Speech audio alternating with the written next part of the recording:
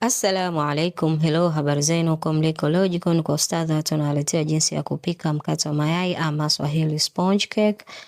Na kwa vile main ingredient hapa ni mayai, basi nikaingia bandani kwangu hapo nikaanza kuokota mayai, na baada ya kupata ka tray moja nikaelekea zangu jikoni. Na nitahitaji vikombe vitatu vyovyote ambavyo unavyo hapo nyumbani kwa ajili ya kupimia unga, mayai na sukari.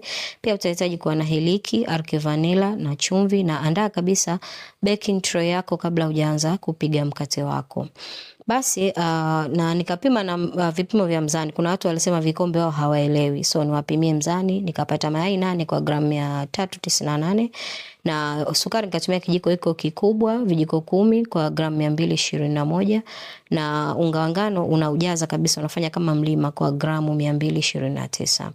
Kisha utaenda kumimina mayai yako taratibu katika chombo chako cha kupigia, na utapiga kwa dakika 10 hadi yavimbe kama hivyo hapo.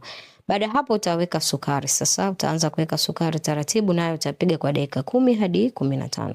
Wakati unapiga sukari utaweka chumvi kiduchu kwa ajili ya kubalance ile sukari, na pia utaweka arki vanilla kijiko kimoja, na pia utaenda kuweka hiliki.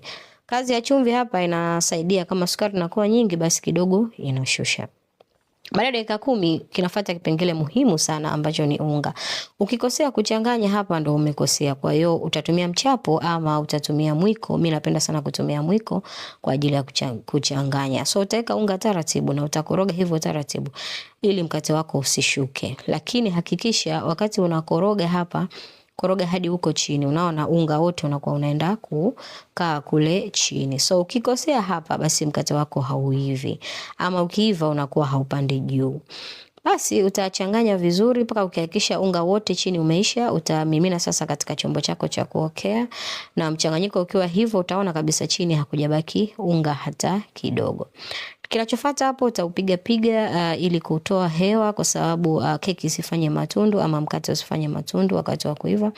Na utachoma kwa moto wa 170 na dakika 40 hadi 45, na usisahau kuweka moto wa juu na chini, kwa sababu kama nilivyosema moto wa chini ndio unasababisha keki kupanda juu.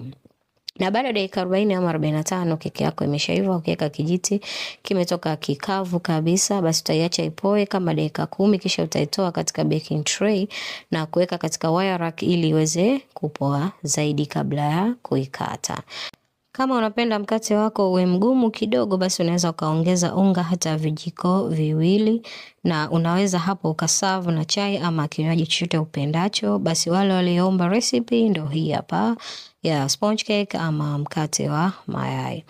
Kama umependa pishi